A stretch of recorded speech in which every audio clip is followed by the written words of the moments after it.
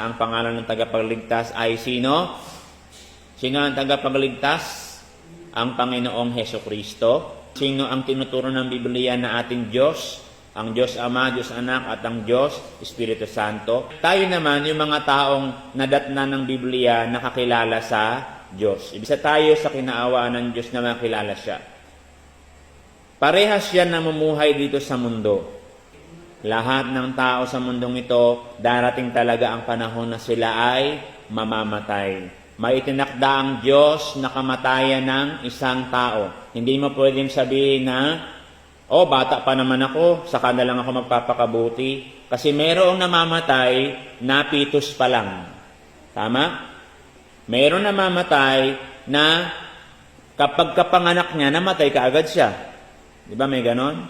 Meron namang mga namatay na bata pa. Wala pang 7 years old. Meron naman namamatay. Teenager pa lang siya. Di ba?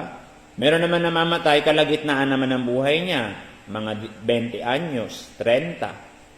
Meron namang mga siniswerte, umaabot sila ng 50, 60, 70, 80. At kung malakas-lakas talaga yung katawan at bihira lang naman nangyari to, umaabot sila ng 100 years old, 100 plus. Yan ang buhay ng isang tao. Ang tanong doon, bakit mayroong umaabot ng 100 plus, 80, 70? Ano ang sabi sa Biblia?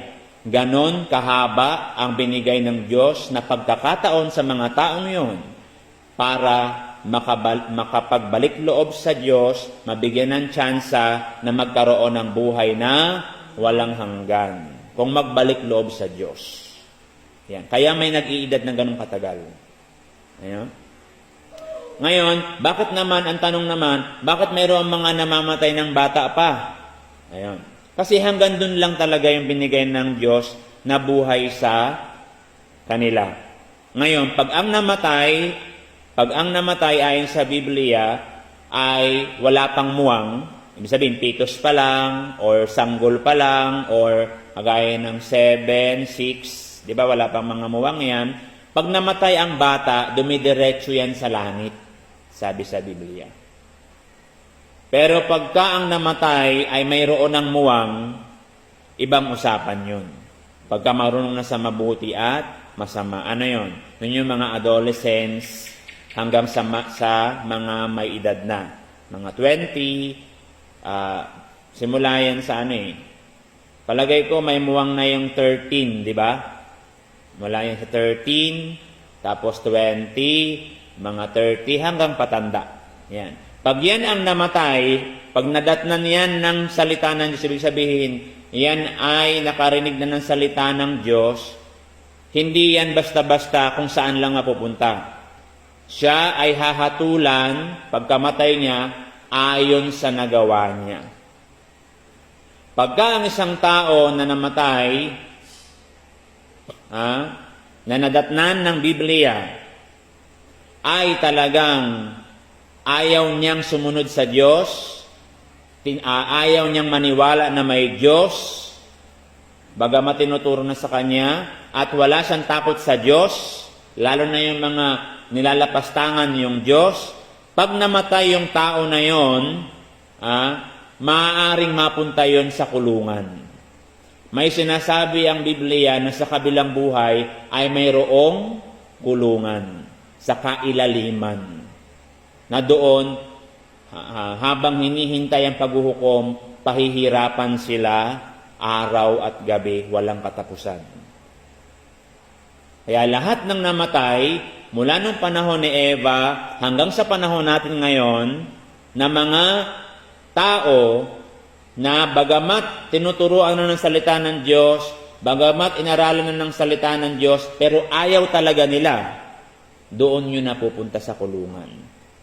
Kaya nga nung namatay ang Panginoong Hesus ng 3 araw, ano ang sabi sa Biblia? Siya ay bumaba sa kaila-ilaliman, sa mga bilangguan sa Espiritu, para doon naman din siya ay mangaral din. Ibig sabihin, mayroong mga nakakulong. Ayan.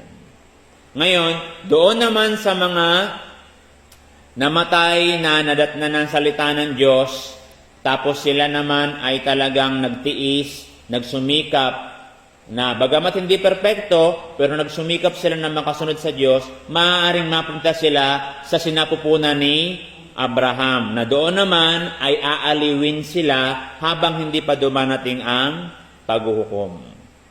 At yan ay sinabi ng Panginoong Hesus sa kanyang kwento. Yan. Ano yung kwento ng Panginoong Hesus? Mayroong isang pulube, walang ari-arian, may sugat, nag-aantay lang ng mumo o mga tira-tira na malalaglag sa lamesa at dinidilaan ng aso ang kanyang sugat. Sino yon? Anong pangalan? Si Lazaro. Ayan. At meron namang isang mayaman na kasuot ng mga sobrang gagandang damit. Nagpapakasarap sa mundong ito, lahat ng kalayawan ginagawa niya, pero wala siyang takot sa Diyos. Namatay si Lazaro, dinala ng mga anghel sa sinapupunan ni Abraham. Namatay yung mayaman at inilibing.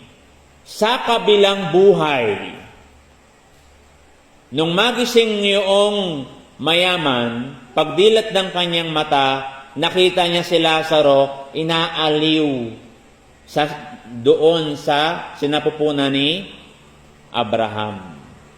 Kaya sabi niya, nararamdaman niya yung init, yung hirap doon sa kanalalagyan niya. Sabi niya, Amang Abraham, baka naman pwede, utusan mo si Lazaro na yung dulo ng daliri niya, idaw-daw niya sa tubig at ilagay sa dulo ng aking dila dahil naghihirap ako sa alab na ito. So anong ibig sabihin nun? Yung namatay na mayaman na walang takot sa Diyos, saan napunta? Doon sa Hades ng pagdurusa, pinapahirapan siya doon, sabi niya sa alab na ito. Ibig sabihin, may apoy doon. Di ba? Napakahirap. Ngayon, ang sagot ni Abraham? Hindi maaari, mayroong bangin sa pagitan namin at ninyo. Ngayon, naalaala ng mayaman yung kanyang mga kapatid dito sa mundo natin, na ganun din ang ginagawa katulad sa kanya.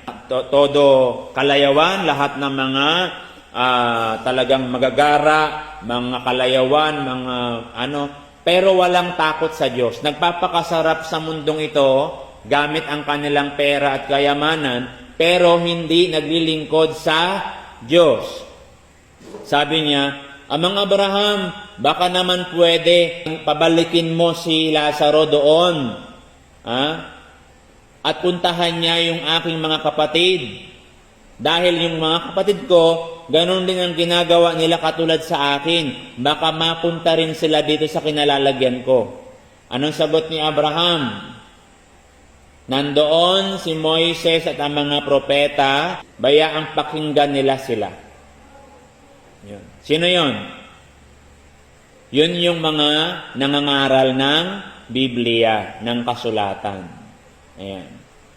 Ngayon, ano naman ang sabi ng mayaman? Hindi Amang Abraham, maniniwala sila pagka nakita nilang muling nabuhay si Lazaro at yun si Lazaro mismo ang magsasabi sa kanila. Sabi naman ni Abraham, hindi. Kung hindi sila maniwala sa mga propeta at kay Moises, kahit muling mabuhay pa si Lazaro, hindi rin sila maniniwala.